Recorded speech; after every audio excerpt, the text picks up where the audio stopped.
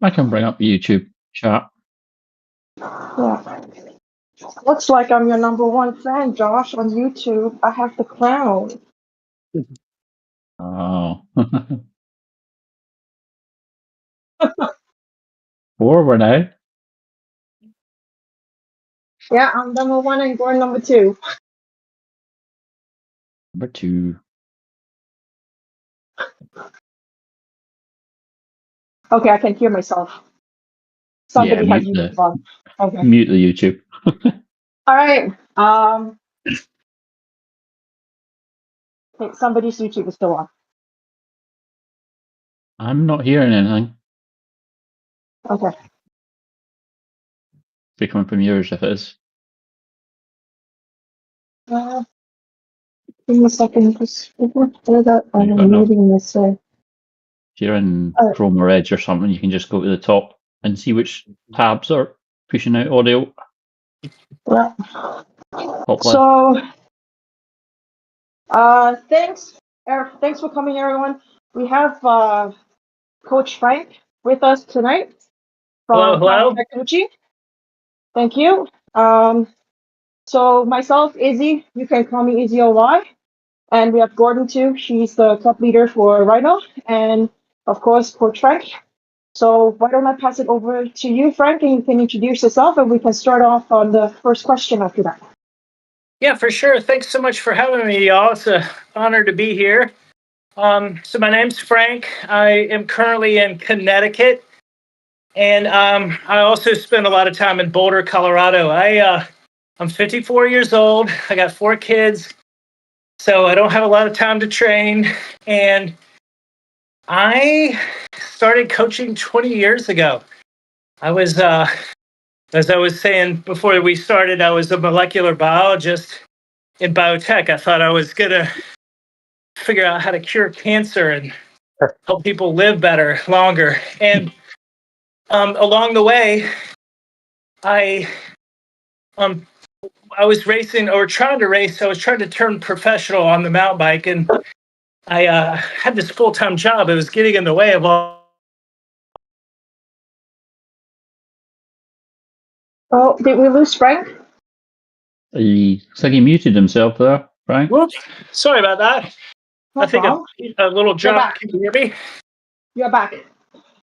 Yeah, sorry. A little piece of sweat dropped on my phone and muted me. Anyway, so I was a molecular biologist working in biotech, and it was a full-time job. I couldn't train as much as my competitors were, and I came up with this plan to buy a power meter, and I was like, I'm gonna outsmart everyone. I'm gonna train with power and beat, improve and turn pro. And I tried that, and it kind of sort of worked, but I found I was better explaining to people how to train with power than I was a bike racer. So I became a coach, and I've been coaching ever since. So 20 years experience. Primarily what I do on a day-to-day basis is design training plans and analyze power data and tell people, work with them, how are we going to accomplish your goals? And so that's what I do as a coach. And 3 years ago during COVID, we were unhappy with the current software offerings. So we decided to build our own. That's what you see in the CoachCat app. And we have big plans for it to replace like Training Peaks or Strava.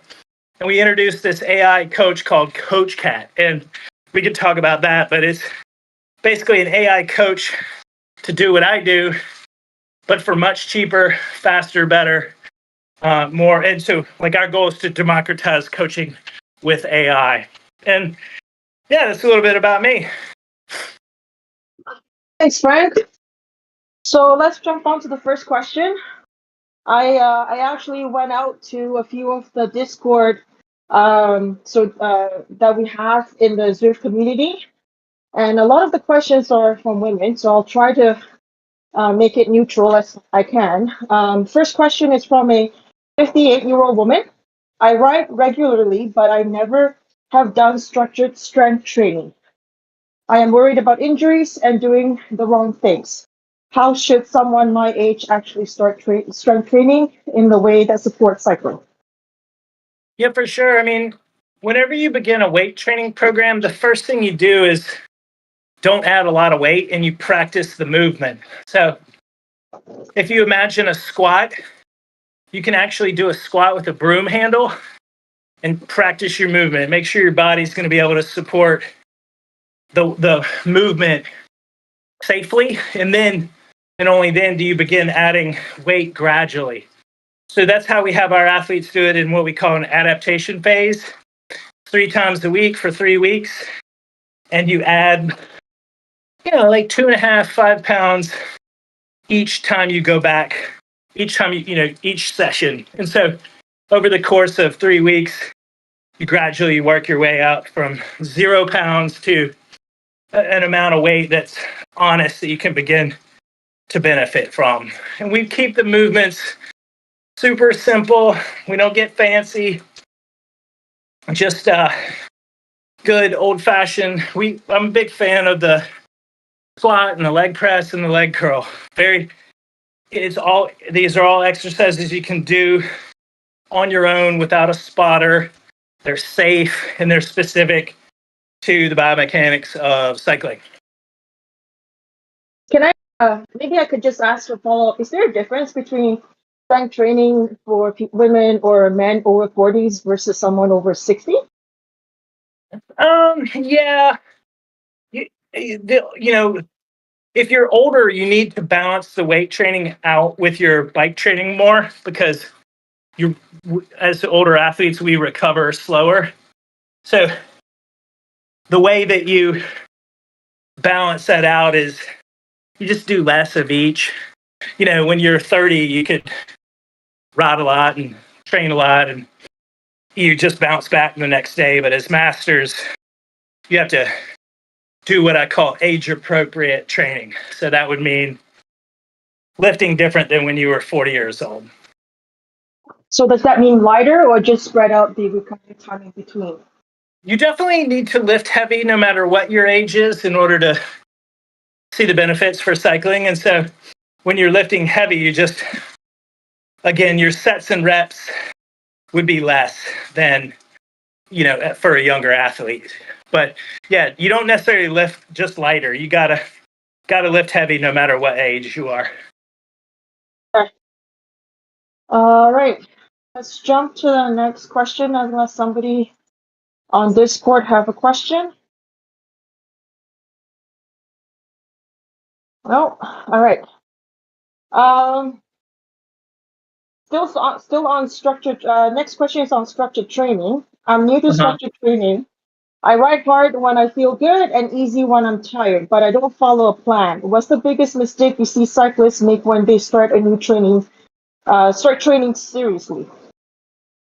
Yeah, I think we should define what seriously means. Does seriously mean starting to following a structured plan? That's good. If you're not following a structured plan, but you're serious and so you're riding a lot, oftentimes the mistake I see is athletes they don't make their hard days hard enough. And they don't make their easy days easy enough. They're riding like medium hard. One of the biggest mistakes I see cyclists do, especially prevalent this time of year, is just doing indoor virtual races and group rides 4 or 5 times a week. Not training by zones. The biggest thing a training plan is going to do is help you train by zone. So you're doing sweet spot training, you're building your base, or you're doing VO2 max training and working on your VO2 max. That's what a structured training plan can give you. So, but yeah, if you're just doing races and hard group rides, you're kind of in that gray zone, and that's what a structured training plan will bring to you. Like even on a macro level, like you do a base phase, and you do an interval training phase, and you do a weight training phase, you do an event specific prep phase. So yeah. Thank you very much. Any questions from YouTube? I'm watching Zwift. Okay. Let's jump on to the next question. I keep hearing about AI coaching now. I'm new to that idea. What does AI coaching really means, and how is that different from a traditional human coach? And what is the Oh, that's a follow-up question for me. The difference between Trainer Road AI and Coach Cat. Yeah. Well, so okay, let's tackle the first part first. Like difference. What does AI coaching mean? I mean, I think it just depends on who you ask. I mean, these days there's so many apps that claim to be AI. But what we believe, like I said, the way that we built our Coach Cat, the reason why I introduced myself the way I did when I said I design training plans after talking with athletes, it's built around their life, their goals, their physiology. It includes their data. That's what a human is really good at, a human coach. Excuse me. What the way that we built our AI. Oh, hang on. Muting. There we go. Yeah, I've muted Rami there. Sorry, just getting a bit of wind noise from you. Yeah, I think that went away. The way that we use AI is we ask the same questions of athletes that I do. What are you training for? When is it? What kind of event? How much time do you have to train each week? And we build athletes a custom plan around that. And then they look at that plan and they're able to say to the AI, type in the chat, like, I need my long ride to be Friday. It can't be Saturday because I have soccer with the kids. Or I don't train on Sundays, make that an off day. Or I have my Rhino Racing group ride on Tuesdays, make that a part of my training plan. And those are all things that athletes would tell me over the years. And so we've trained our AI to modify and revise the training plan accordingly. And then, I spend, 50% of my time reviewing data. So I design a training plan for an athlete. They go off and do it. They send me their power, heart rate, GPS data, and I analyze it. And I coach them through that. I evaluate, how well they did the workout. Are they tired? Are they feeling good? Do I see any evidence of improvement? And so we taught the AI how to analyze that data instantly. So the thing I say is, if you hire me and you do a great route on Saturday, you're going to have to wait until Monday when I get back into the office to get my analysis. But if you are using Coach Cat, you're going to get that analysis instantly.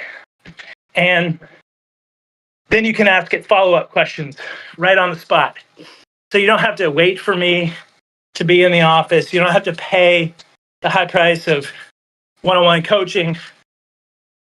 And it's just a lot more accessible. Now, is the power analysis as good as me right now? No, not yet.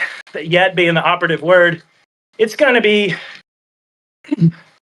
better in probably 6 or 12 months, the way the technology is advancing, because as a human being, I can look at one power file at a time. But AI can look at your entire data set from the last 10 years and bring that into context and be able to say, hey, this is evidence of improvement. And I think that's what I've spent the past 20 years doing, is analyzing power files and letting athletes know if they're improving, whether that's their FTP or endurance or VO2 max. That's kind of what it's all about when you coach someone with their data. So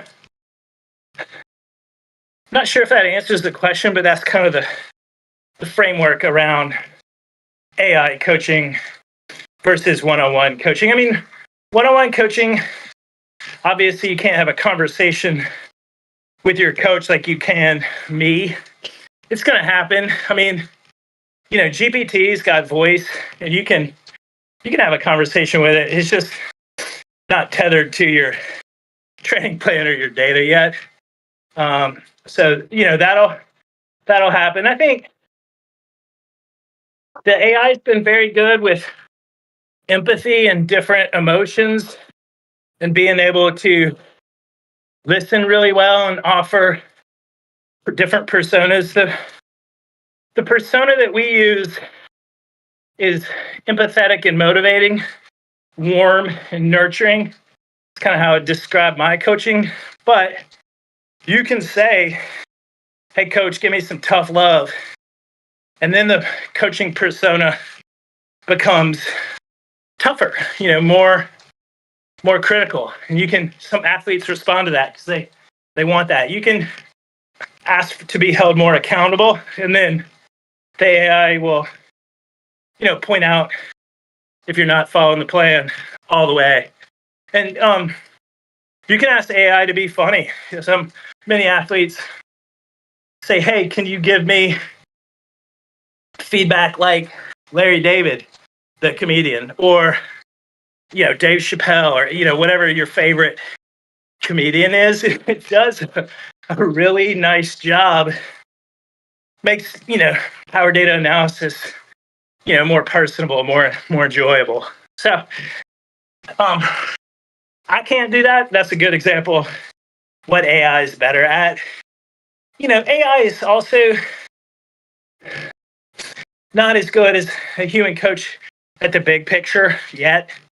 So I can review the responses from AI and say, yeah, but, and then inject my 20 years of coaching experience in a way that's,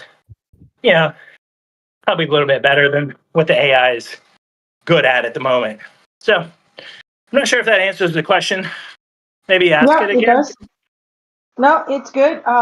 Maybe if I could just elaborate on that. I actually had a human coach once, and with Trainer Road for the longest time, and the FasCat Coaching. I think the biggest part I appreciated was as you mentioned, the immediate feedback after a workout and starting to ask questions. I've already noticed the difference between the coach Coach Cat from last year and this year. There's a lot more questions I can ask, and if I'm sick, I can just identify the days that I want off, and it would just adjust the plan. So it worked really well.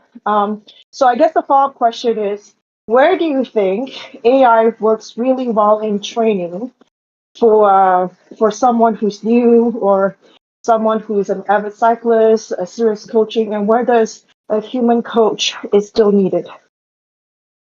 Yeah. Kind of touching on that, I think AI is superior when it comes to data. It just can look at more data, broader. It can look at a year's worth of data, whereas a coach can look at one ride per day. It can chart out all your data. You can say,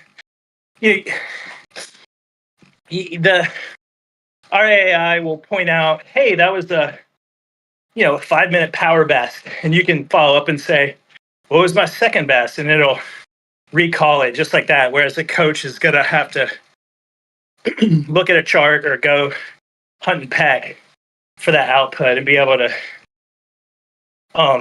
give it more context. I think right now where human coaching exceeds is the relationship, that human connection, and context.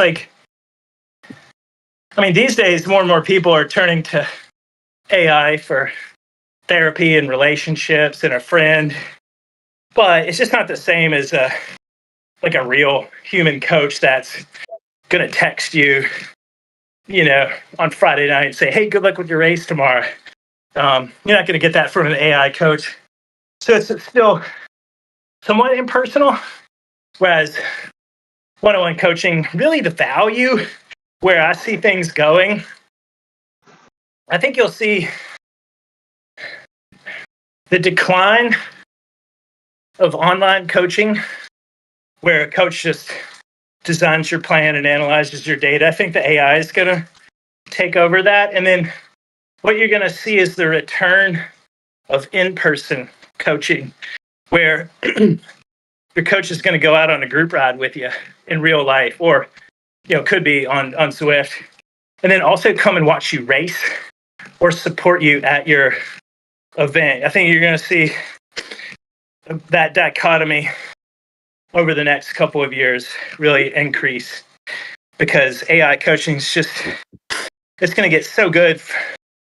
People are like, why am I paying for, like, why am I paying $400 when I could be paying $20 a month? And so what the human coaches will need to do is adapt and teach skills, like cornering clinics or descending and climbing clinics, or have camps, or teach tactics and strategy. Although I will say, Coach Cat's pretty good. If you tell it that you're doing a Zwift race, on what course, and give you strategy, is pretty darn good. But it currently can't watch you race, which is what a real coach can do, and give you that objective feedback. Sorry, chiming in here, but it might enable both. Like it's enables the coach to focus more on those things that humans are good at, while they can lean into AI aspects as well, I guess. So maybe it'll be the best of both worlds, ideally, in the long run. It's going to be a win for athletes, because right now we have a hybrid coaching model where they can use the AI for the instantaneous power data stuff and quick answers, but they get a human coach to come in and handle the bigger picture conversations and support.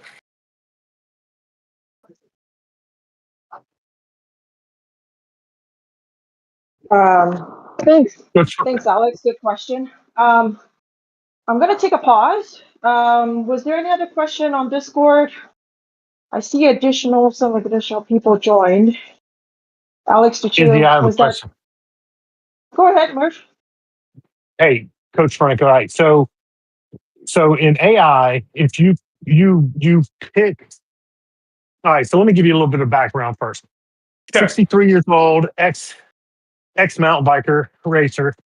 No longer a series down here for me to, participate in. So the only thing I do now is Zwift races. Okay. And an occasional outside road ride, which I really don't like. I'd prefer to be in the woods riding, my mountain bike. But so I really don't have a goal, a specific goal in mind to train for, other than, just to improve all around is would AI really help me in that perspective, I guess? Yeah, absolutely. I mean, so this is what a really good coach is going to really ask you follow-up questions. For example, I'm good enough where I've you're not the first person that said, I don't really have a goal, but guess what? You really do have a goal deep down. And what that really is, if I could make a guess, is you want to stay fit. You want to train to keep enjoying your cycling, keep up with your friends. Yes. You want it to be flexible and fun. You don't want it to turn into work that, makes it unenjoyable. So you need a plan that's balanced with your life.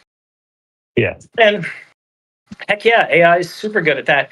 You don't have to be a serious, weekend warrior to benefit from a well thought out, structured training plan. What you need is a training plan that's aligned with you, where you're at and what you want to accomplish. And the AI is going to be super good at that. It could be, hey, I want to do Zwift racing. I mean, you probably have some Zwift racing goals, and so you can train for that. You can, do VO2 max intervals and work on your Zwift power. And that's totally legitimate. You can, and then when you're, I don't know if you Zwift race year round, but you may like to go ride in the woods in the summer, and you can get that on your training plan, and get that occasional road ride on your training plan too. I bet you like to look at your data. You like to know, what your FTP is and, your peak 5-minute power. And yeah, so it's really what we believe, no matter if it's AI or one-on-one coaching, what we believe is that when you can get a training that's so personalized, so dialed in with your life and goals, that you're going to be motivated by it and enjoy the training, and you're going to follow it consistently, and you're going to improve. And so that applies to whether you hire a coach, like a personal coach, or whether you have AI coaching. But AI coaching is really good at getting you into a plan aligned with all your wants and preferences, because that's the challenge. Gone are the days of a static training plan where it's like, hey, here's your plan, go do it. And man, that's like so 2019. Nowadays it's like, okay, here's a starting point. This is awesome, we know it works, but let's customize it. Let's get it to the way you like it. And that's what AI and also a personal coach can help with. Thank you. Yeah, you're welcome. Thanks, Murph. Any other questions on Discord? I hear the beep. All right. Josh, was I there have a anything from question. YouTube? Oh, Angie, hi. Welcome. Yeah, Go for it. thanks. My question for Coach Frank is, he mentioned that he's really partial to leg presses and leg curls, and that it's something that you could do at home.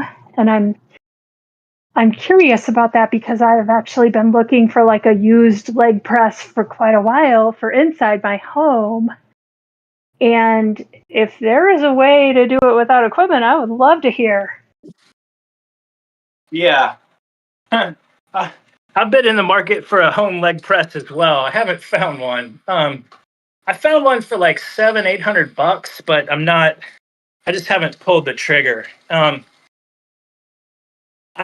Every year in the winter, I carve out 10 weeks to go to a gym in person. And I think that's because I don't have a leg press. I don't have a squat at home. And athletes tell me all the time, oh, I don't want to go to the gym. And then I ask what they got, and they say, oh, I have some dumbbells. And, that's just not going to get the job done. You got to lift heavy. And in order to lift heavy, you need a squat, you need a leg press. But if the question is, can you get a leg press at home? Yeah, absolutely. I have athletes that have leg presses at their home gym. And, obviously it's more time efficient, and you can, if you're a busier athlete. The cool thing about, if you go to the gym, the other thing you can do, if you have to buy one piece of equipment, it's the squat rack, because then you can do strength maintenance work at home without having to go to the gym. And strength maintenance is something you can do year round, and it only takes like 5 minutes, because you're doing a bare minimum, and it'll help you maintain all the strength you gained in the gym. Am I answering your question? Yeah, you are. We actually have a squat rack. Okay. And what would I ask Coach Cat, to put on my plan that would be this like maintenance type of movement? Yeah. Say I want to do strength maintenance. That's kind of the key. And then there's a couple of workouts in the workout library that are titled strength maintenance. And basically, they're the squat, and you do 1 set, 3 reps per set at 70% of your 1 RM. And you can put that on your training plan. We recommend on a Sunday or a Thursday, which is the day before your rest days on Mondays and Fridays. And the reason why you want to lift before your rest days is so that you can honor your rest days and actually, not sabotage your bike workouts that you have coming up later. If you wind up lifting on your rest days and you don't get a true rest day, and you're going to bring that fatigue forward to your bike workouts, which you don't want to do. And so Yeah, so you just do them on Sunday after your bike ride and Thursday after your bike ride, presuming your rest days are Mondays and Fridays. Right. Okay, perfect. Thanks. Yeah, you're welcome. Yeah, like I said, those workouts are in the workout library, and you can ask Coach Cat to put them on your calendar. The key is strength maintenance. Yeah. Sorry, I'm not on the ride. Coach Cat actually told me to. I had a Zwift race today, and it said not to ride any more than I had to. So I'm happy that I could be on Discord and not be on the ride. Fun. That's awesome. Yeah, Coach Cat Thanks, will definitely Angie. hold you accountable. Thanks, Angie. And yeah, that's why we made Discord and YouTube Live available so that people around the world can have access to it during the ride and after the ride. Any other question on this quick? Angie, did you have another question? Nope, I did not. Thanks. No problem. All right. Josh, was there anything on YouTube? Hey. Okay. All right. So let's jump to the next question. I can't seem to recover between session fast enough or between long weekend rides. Any suggestion on recovery or what am I doing wrong? Yeah, this is a great question. It's a broad topic. I mean, the two first things I'm going to look at are three things, actually. How much you're sleeping each night, how is your nutrition, does it support your recovery, and then how much training are you doing? Like, how are these long rides? Like, we just need some definitions, and then from there we work towards, like, how can we optimize your recovery? But I mean, right off the bat is you got to be fueling your recovery. Gosh, I mean, like 500 grams of carbohydrates a day, depending on how much you weigh. No dieting. If I ask follow-up questions and I'd say how much you're eating and you're like, yeah, I'm trying to lose some weight, it's like bing, bing, bing. That's why you're not recovering. Or if you're getting poor sleep, that's another thing. I think most of us need to be north of 6.5, 7 hours a night. If you're getting less than that, I'd be like, let's work on your sleep, okay? Yeah, I don't know how much the athlete is riding, but if you're riding 5 hours a day and on Saturday and then 5 on Sunday, I wouldn't really expect your recovery to be that great anyway. But if it's like, I don't know, hour and a half, 2, 3 hours, yeah, it would, unless you're like racing or something or doing hard intervals.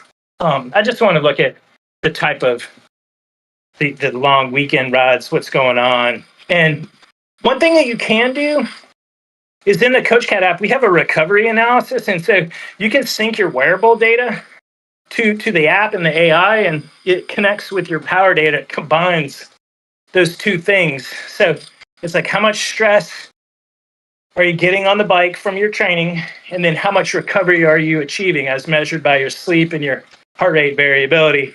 And you'll get a recovery analysis every morning. And then the question that it really says is, how do you feel?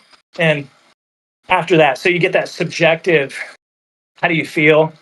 Like, which is really important as a measure of recovery. I mean, you can look at data all day long, but then you can ask the athlete, how do you feel? And they're like, feel fine. You can have a bad night's sleep and poor HRV and feel fine and have a great workout or race. But on the other hand, you can. So anyway, it's just really important. You can type back in the chat, I don't feel great, I feel tired, I'm a little sore, so forth. And then you'll get some guidance on what you should do. And that could mean backing off on your ride that you have planned. And it could mean riding shorter. Like if you had 3 hours planned, you might do an hour and a half or 2. If you had threshold intervals planned, you might not do them. You might just do zone 2 or something. So all sorts of different scenarios to adjust your training along the way on a day-to-day basis based on your recovery in every morning. Thanks. And Nick, go ahead. I was going to say that kind of dovetails into the next question, the difference between good training fatigue and the kind of fatigue that means you should back off. So sorry, I have a follow-up fueling question. Maybe Yeah. if we can just hold on. So I think some of the questions or some of the questions I usually receive from the women is, do we need to eat something before a ride or a race? And if so, what should we take in? Yeah, I mean, I would encourage everyone to think of themselves like a Ferrari. And Ferraris go really fast when there's gas in the tank, and they don't go anywhere when they run out of gas. And as an athlete, you're a high-performing human being, and you need to fuel your activity, your rides. You also need to fuel your recovery, and that means eating a lot before, during, and after. And like for example, before this ride, it's only an hour zone 2, but I had a big carbohydrate lunch with like a cup of rice and some tuna poke, and I had a banana mid-afternoon, and then so I mean, you always should be eating, whether you're male or female, before your rides and then during. I'm not going to eat anything during this ride, but it's just because I ate right before and I'm going to eat right after because I'm at home, and I'll go straight to dinner. But if you're doing, anything longer than an hour, hour and a half, you should be consuming anywhere from 40 to 100 grams of carbohydrate an hour. More if you're riding longer, harder, and less if you're riding shorter, easier. I'm sure you all have heard of all what's in the media with the pros, like how they're eating so much. They're calling it the carbohydrate revolution and all that. And it's really true. You want to fuel your rides and your workouts. So that means before, during, and after. I'm sorry, I'm just staring at the screen. Your zone 2 is 215 watts? Me? Yes. No. Oh, okay. Who am I looking at? Yeah, I'm looking at you. Oh, that's.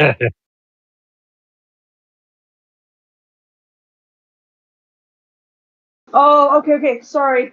I was like, wow, Frank, that's awesome. I wish my zone 2 was 250. No, that's kind of like my sweet spot at the current fitness levels. Wow, but Josh, 215 for zone 2, that's quite the number too.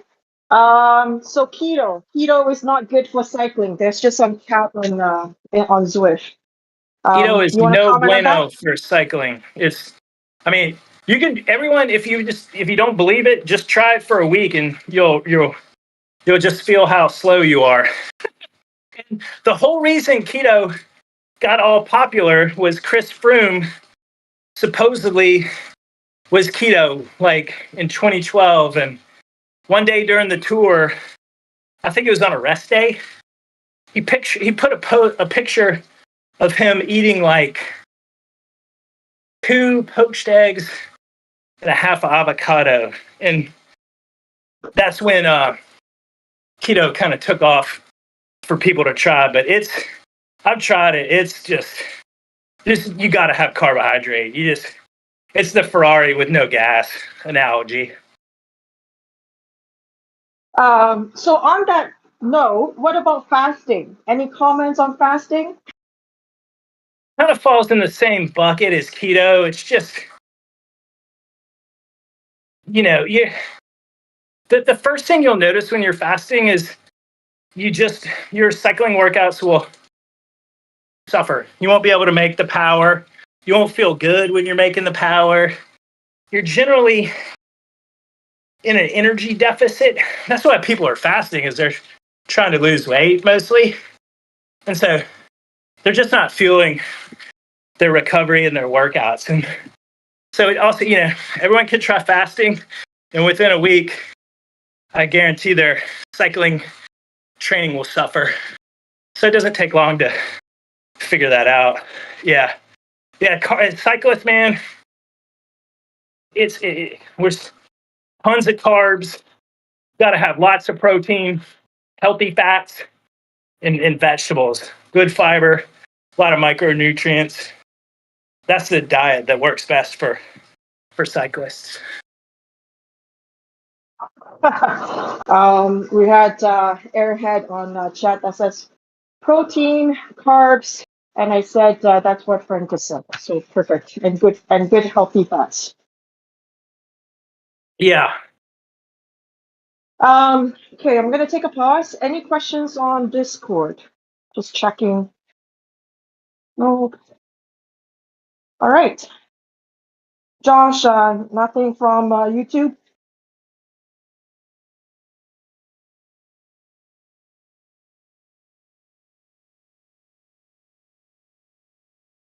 Okay. All right. So next question is what's the difference between good training fatigue or the kind of fatigue that means I should back up? Yeah. To me, they're both. I actually was surprised at this question, so I'll leave it to you. Yeah. Well, I mean, I'll give you a good example. I mean, the kind of fatigue that means you should back off is, y'all ever get cranky or irritable? Like when you're tired or you're just like really tired? If you do, that's irritability is a really good indicator that you need some recovery. Some athletes will get the sniffles, muscle soreness, restless at night. These are all kinds of the bad fatigue. That means you need to take a break. Some people, break out acne, especially younger athletes. Just a general decline in power output. Yeah, it definitely means you need to. That's the bad kind of fatigue. The good kind of fatigue, the kind of fatigue that you need to get faster, is you're tired, but you can recover from it. Whether that's overnight or after a day or two. And that's the good kind of fatigue. It's perfectly fine to get sore. You just want to make sure you're not staying sore. Perfectly fine to get tired. You just want to make sure after you've taken a recovery day, you're not tired anymore. If you're still tired after your recovery day, you might need more than one recovery day. You might need two. So that's a good kind of fatigue. But yeah, hope that if you get sick, a lot of athletes are prone to sinus infections or sniffles. It's just early indication they're overreaching. All right, thank you. So we have a question on Discord chat. Thanks, Remy. My son is 6 years old and has a lot of interest for the sport. He is 4 feet tall and might be tall enough to start Zwifting next year. Any suggestion for him to grow strong into the sport and have racing potential in the future? Also, will AI coaching have any positive impact on his racing potential? Question. Yeah, great question. Okay. Well, you're in luck. So I have a 6-year-old, and he and I ride bikes, and he's shown an affinity for it. And he's my third child, so I have 2 before him that they kind of like bikes, but they're only riding bikes because, I was kind of, I wouldn't say I was forcing them, but they knew I wanted to. But he genuinely likes it. I've thought about getting him a Zwift bike. I don't know, I just can't really afford it right now. And I'm not sure if that would be great for him yet. What I'm going to do for his cycling progression, so in the summer, we go out, just him and I, out into the woods, and we mountain bike at least once a week. Super fun. He gets to choose where we go, and he gets to choose when we go home and all that stuff. And we always get like ice cream afterwards. He also does hockey and soccer and basketball.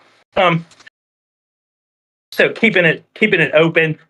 I'm no doubt he would get on the bike, the Zwift ride, and Zwift with me. But I don't know. It might be just a little too early. We don't let him get on screens yet, iPads, computers, or anything. So Zwift would be gateway to that. But maybe a year or two, introduce him to Zwift. My plan also is this fall is we plan on doing some mountain bike trips and spend more time riding. We also ride in the front yard, which is pretty fun because then he can go outside and play. But I'm gonna introduce him to cyclocross racing. And there's some always good kids races. And there's a fall series. So I think instead of doing soccer this fall, we're going to do cyclocross. And I don't know if he'll like it or what. But if he were to like it, then it might be like, well, let's keep going. Let's do Zwift over the winter. So you never really know. I had 2 daughters that are older than him, and they never once did they really ever come and say, "Dad, let's go mountain biking." We went plenty of times, but I think you just need to pick up the cues. I don't think AI coaching would help at all. In fact, I wouldn't even recommend that, because then you got to get them on a phone and go through all that. And by the way, we're going to try to keep our kids off their phones as long as possible. So definitely no AI coaching or none of that. But yeah, so I think I'm not sure if I'm answering your question or if you have a follow-up from it, but I think it's just fostering cycling in the way that keeps it fun. We have parents come to us for coaching as young as 10, and we decline. I don't think anyone from 6 to 11 or 12 really needs to be following a training plan. What is better? We always ask these parents, do they have a group of friends to ride with? Do they have a junior club? That's really kind of the holy grail of junior cycling, is if you can introduce your child to a junior cycling club where now they're riding with their friends and it's now their social thing.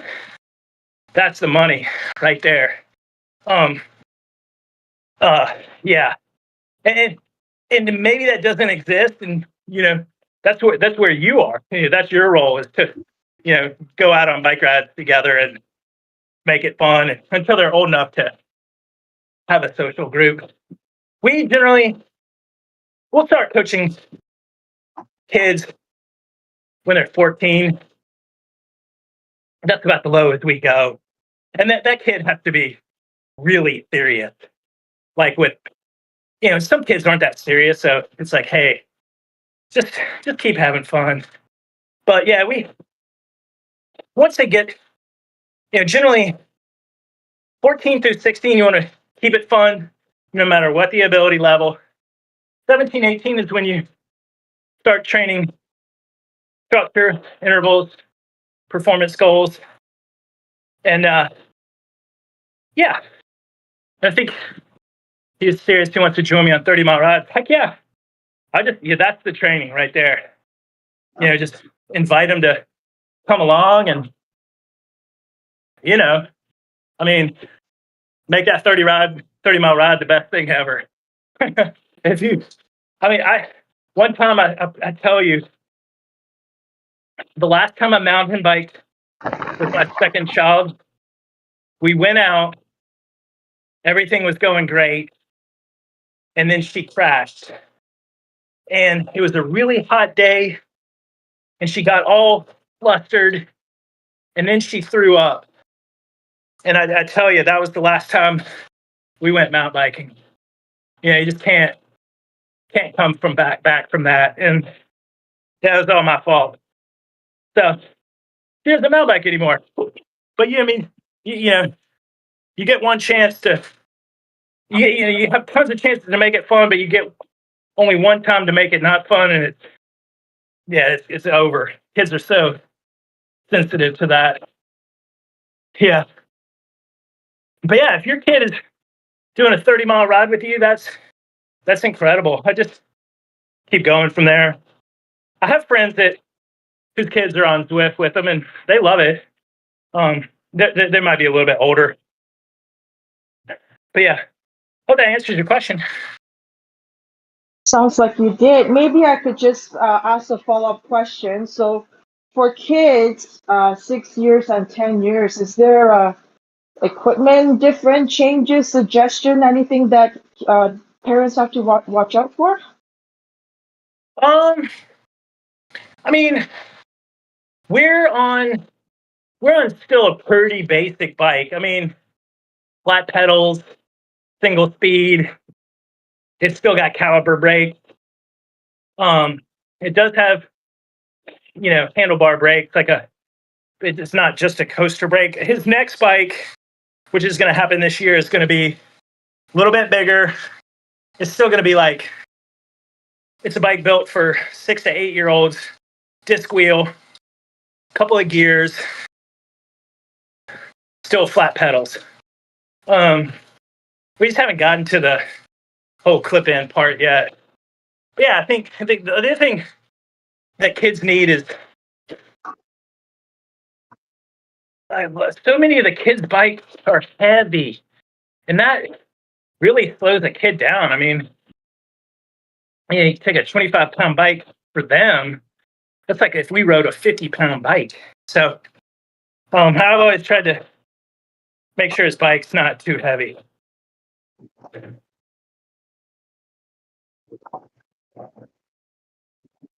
Good. Thank you. Jumping back to Discord, just checking chat. Any question from the folks or YouTube? I don't think so. All right, so I have a last question, and then we can just discuss. So this is women specific. So boys, sorry. How should I train? This is a question, not me specifically. How should I train through the monthly women's cycles? Is there a difference for women training? Yeah. Dr. Stacy Sims has talked a lot about this, and she's got the book Roar. Women are not small men, and I really subscribe to her science and objectives and points, and basic training, men and women, is periodization. 3 weeks on, 1 week off, and you can time your rest week to be in sync with your cycle, and then it can be advantageous. I think a lot of the wearables these days, like Aura and Garmin, can help you track your cycle and then put it down on your training plan, and then you can schedule your rest weeks around that. And I've had a lot of athletes that have had a lot of success with that. Now, the caveat is, if you're competing or you have an event, you're going to have to, you have to compete on the date, no matter what's going on, with your cycle. And so you just have to kind of train through that. So it works in the off season when you're in a non-competition phase, but if you are racing, you're at the mercy of the event calendar.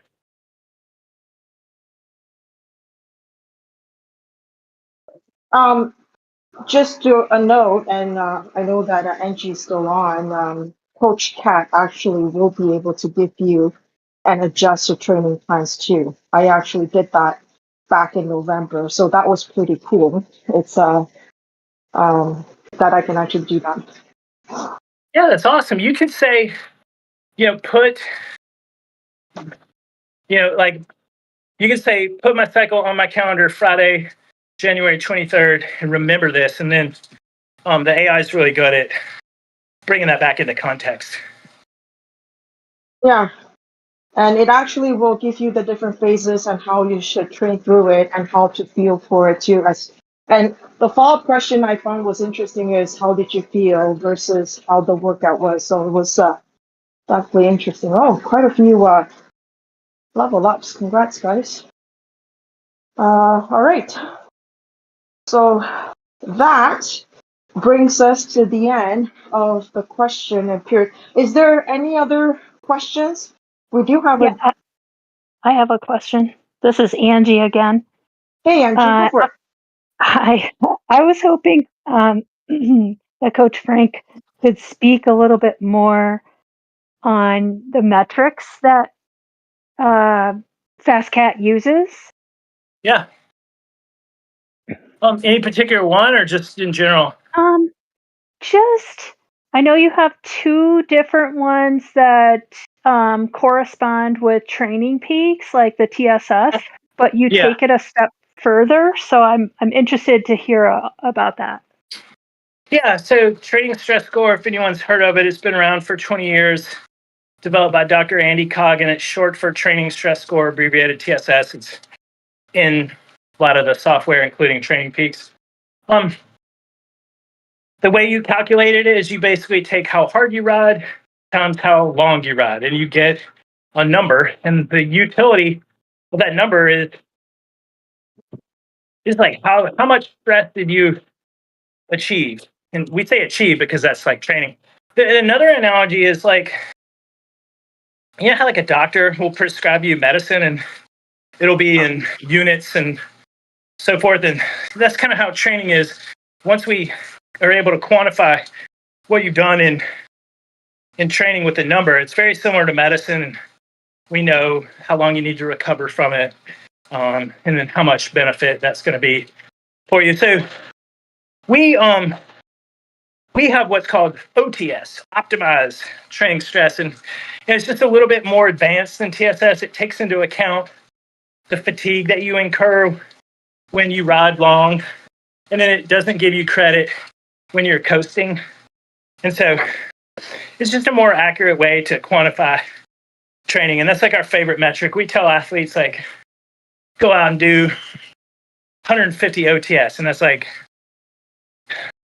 3-hour ride, give or take. And it's just a way of saying, do this much training on this day, and it's freedom to do whatever you want. Zones 2 through 4 or 5. It allows you to do group rides or solo rides, what have you. So that's OTS, and OTS is a number that can also be used to calculate what we call your level. And your level is our equivalent. It's kind of like a video game. Like, I'm level 60 on Zwift. I bet a lot of people on here know their level off their top of their head. But level with us is it has real physiological meaning. It goes up the more you train. It goes down the less you train. And it's just your level is calculated on a rolling 42-day average of your OTS, how much you've been training lately. Those are my two favorite power-based metrics that we use in CoachCat. Thanks. I just realized we only have a minute and a half left. So, Frank, would you like to say a few closing words? And thank you very much for joining. Thanks for everybody asking the questions. That was actually awesome. Yeah, I enjoyed it. Thanks so much for having me. It's always a pleasure. Hit me up again sometime. If you're interested in training and improving, go check out the CoachCat app. It's on FasCatCoaching.com. There's a free 30-day trial. You can try it out, see if you like it, and then if you like it, you can subscribe. It's only $17.50 a month at the moment, and it includes all the AI coaching we were talking about, tons of training plans, metrics, dashboard. It's super fun. It's kind of like it's AI coaching, just like you would hire a personal coach. But yeah, hit me up. You guys, you can get in touch with me from our website. And yeah, wish you all the best of to your training and with your spring and Zwift racing coming up. So, Frank, does that include the nutritional part of it? Yeah, all meal plans are included, all recipes, and then AI. Coach Cat is trained on sports science, nutrition, and it can help you figure out how much you should eat before your big ride and everything. I mean, try it out during the trial. I think you'll be impressed. Okay, thank you very much. Yeah. I just want to mention it's not just the nutrition, but the strength plans are on there too. So yeah.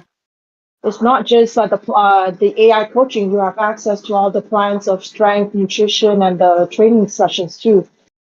And the lifetime, I believe, Frank, correct me if I'm wrong, I just saw the email, lifetime AI coaching is still available right now for $450 US. That's right. It's 50% off for a limited time. It's a super value, just one-time fee. Never have to pay a subscription fee again, and you're a member for life, and you get all the updates and everything else we're going to put into the app over the coming months and years. Thank you very much. And next week we have virtual session for 3 weeks, 3 times 6 minutes. So come and join us same time Thursday, 5:15 p.m. Thank you all. Gordon, you want to say something since you're the boss here? Yeah, just thank for joining. It was very informative, especially for me, because someone that doesn't do much training. So that was good, and good to hear from the different questions and things. But yeah, just mainly thank you very much for Frank and yourself, Izzy, Y, for organise the training sessions that we do. And last thing is, Josh, thank you very much for setting up the YouTube feed. It's available for everyone to listen to afterwards, and I'll be spamming it afterwards. On that note, we just crossed the 30 kilometer per hour too. So actually, we have a quick question from someone here. Frank, if you're still on. Yeah, I'm still here. Hang on, let me make sure that. Why is that zone 2 feel like you're not doing enough and you must believe in the system? It's been working? Yeah. Great. Zone 2 is your all-day pace, so it shouldn't feel hard, And this is the biggest trap athletes fall into, is they feel like it's not too hard, so then they ride harder, and then now they're not in their zone 2 and they don't get the benefits of it. We recorded a video on our YouTube channel this summer about I think the title was "Your Zone 2 rides are too hard," and we listed out the reasons why and how you can prevent it. But yeah, basically it's easy, at least an hour zone 2 should feel easy. 4 or 5 hours zone 2 is that's a whole different feeling. But the biggest thing is use your zones and be disciplined about them. Power is great. Heart rate, honestly, is more beneficial for your zone 2 rides because it doesn't change, fluctuate up and down like your power data does. So, do a threshold test, find out your threshold heart rate. And, zone 2 is 70% of that. And it's as simple as that. The internet wants to debate what zone 2 is, and don't fall into that trap. It's truly just 70%, give or take, 5%. And yeah, you don't need to, do lactate testing and LT1 and LT2 and all that mumbo jumbo. It should feel like a, 2 to 3 to 4 on a scale of 10 RPE, rate of perceived exertion. But yeah, heart rate is great. Just park it in 70% and spin and, enjoy the ride. All right, with that, appreciate your time. Thanks, everyone. Have a good night. Thanks, Josh.